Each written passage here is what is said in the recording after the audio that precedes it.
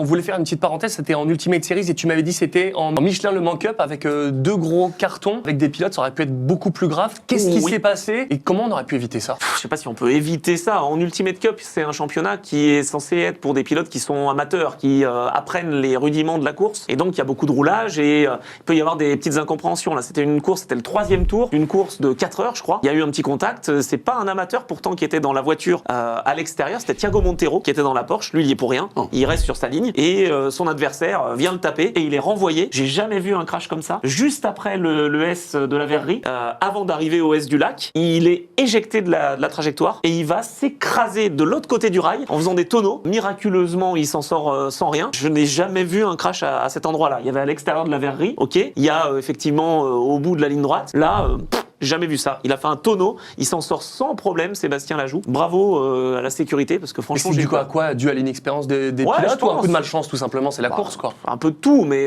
c'est inexpérience des pilotes. Je veux dire, Sébastien aurait dû se dire, c'est Thiago Montero, on aurait dû l'informer dans la radio. Le mec, il est pilote pro, à côté de toi, tu fais pas le malin, donc t'écartes un peu la trage. Là, il a pas vu, je pense que c'est pas fait exprès du tout, ni de l'un ni de l'autre, et il y a eu contact et grosse conséquence, quoi. En tout cas, ils s'en sortent bien, et ça, c'est le principal quand ça se termine bien. C'est mieux, parce que c'est vrai que sur ces trucs-là, c'est des images très impressionnantes.